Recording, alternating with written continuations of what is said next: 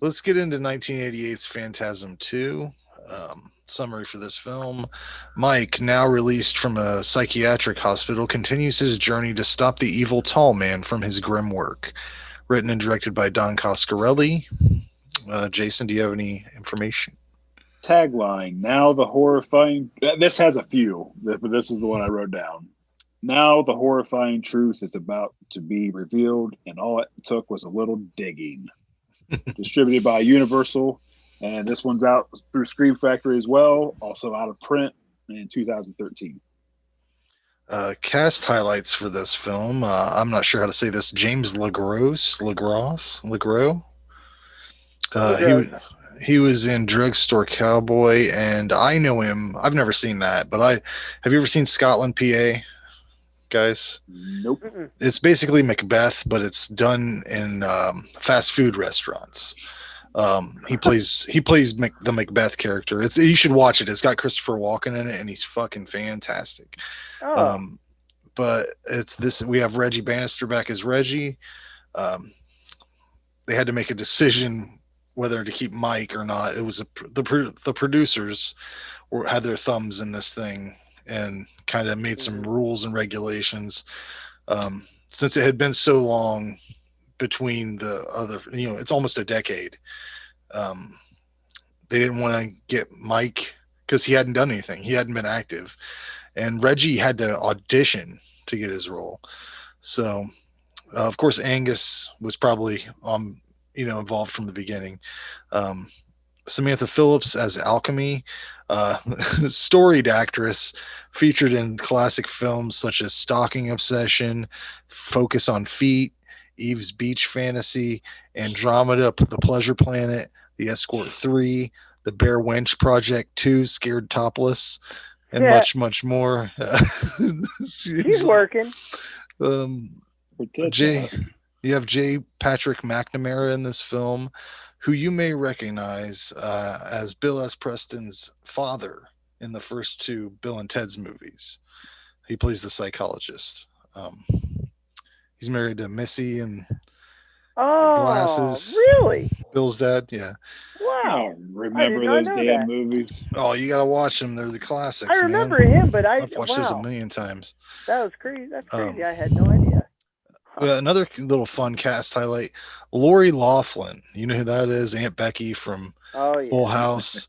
She plays Mike from the back. You know how like Aunt Becky. at the beginning of this movie they piece together scenes with Yeah, young she's Mike, stunt Mike. and then the house blows up. Yeah, she's the back of his head.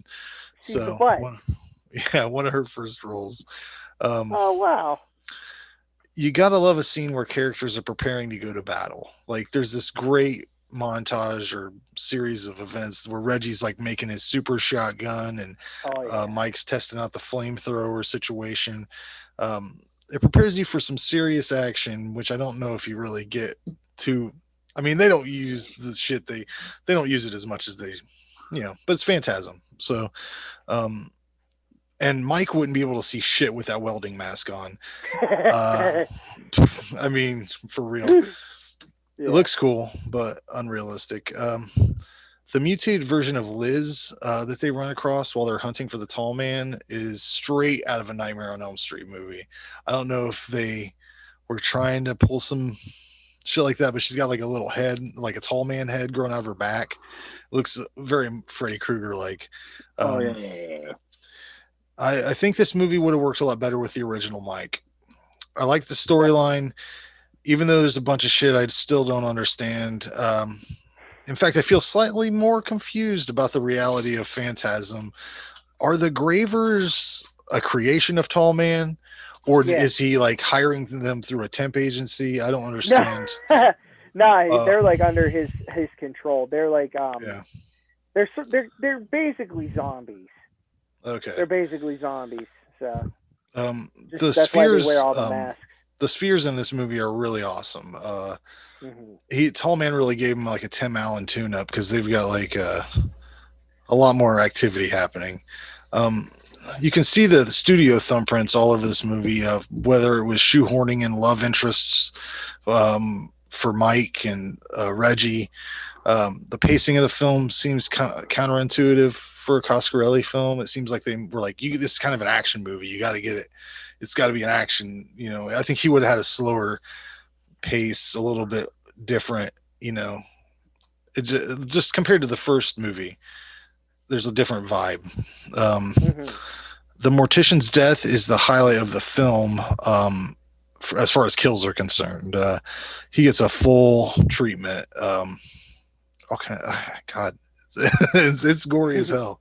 The chainsaw battle reminded me of Texas Chainsaw Massacre 2, mixed with Princess Bride. And it seems like maybe the studio was like, these are two cool things you could mash together. Why don't you try that out? And it bothered me that Reggie just left his super shotgun behind. He just kind of tosses it. He spent a lot of time making that thing, For one shot. You just go pick up your bandolier, he cut his bandolier off. Yeah. This is definitely a cool movie. It's not as good as the original, but I think it's a nice entry. I give it a 7 out of 10. Like I said, if they would have had Michael Baldwin back in as Mike, it would have got a 9 or a 10 probably, because I think it would have had better. They vibe. Those characters vibe really well. So the chemistry. They had chemistry. Yeah. Yeah. Hey, Jason. Yeah. Great sequel. I think I like this as much as the first one, to be honest. Good cast. I like the characters. Reggie, Angus, good as always. Very weird, nightmarish, surreal Phantasm movie. It has some cheesy 80s effects, some good practical effects, decent amount of gore in this one. Good score. The atmosphere is there again. It still didn't answer some of the questions I had from the first one. In fact, it brought up some more. I was wondering who the human people were, like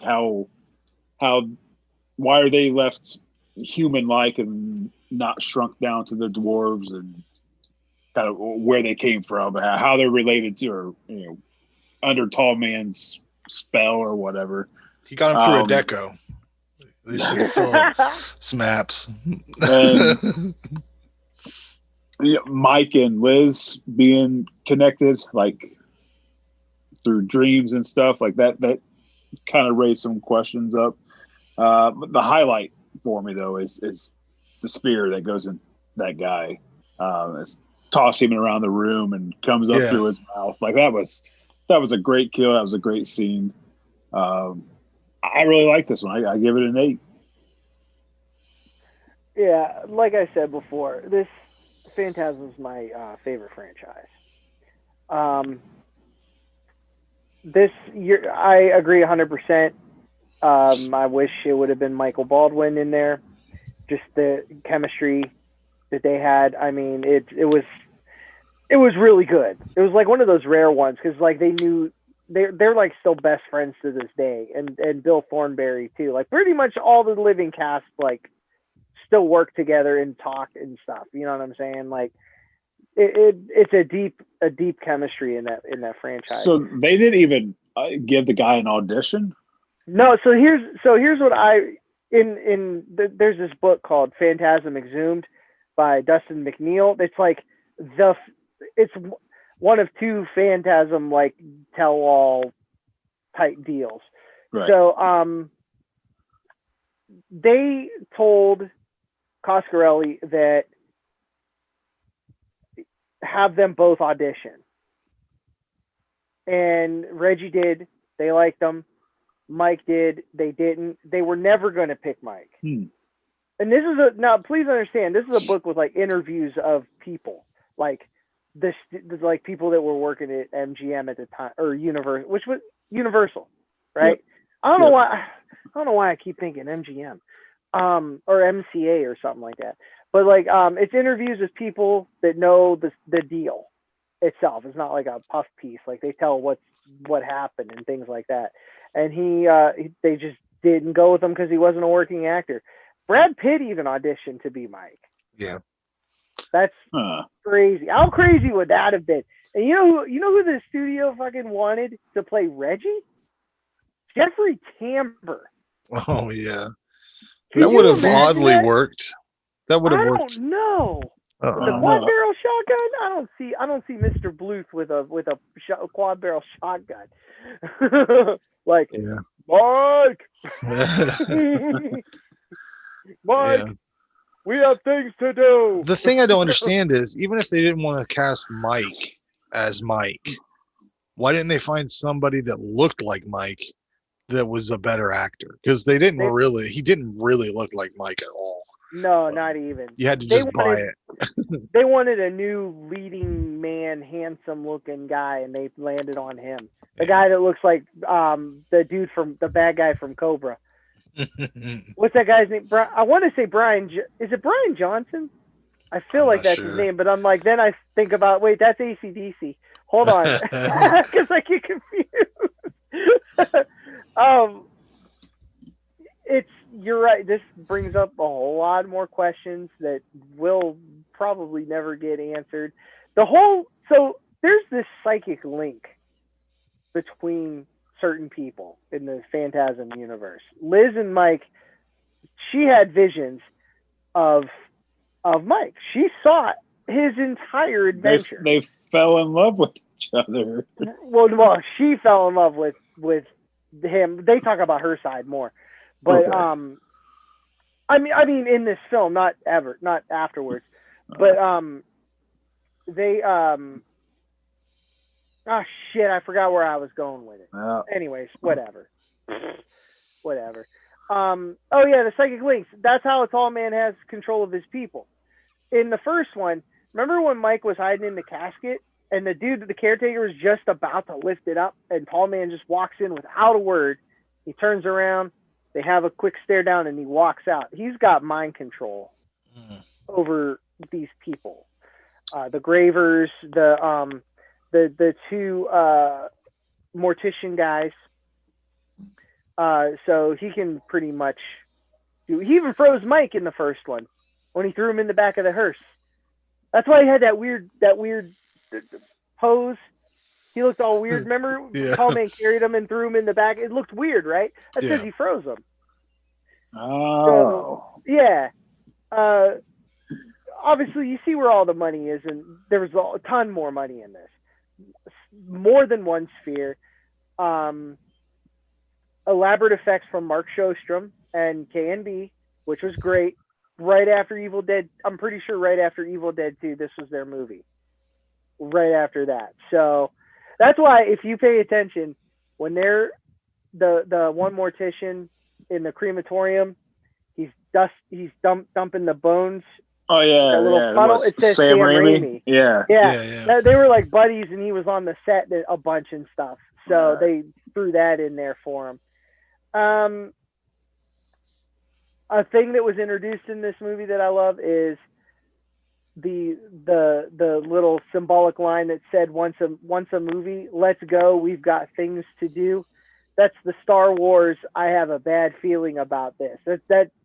That's uttered throughout by someone different in the like all, at least once in the movies.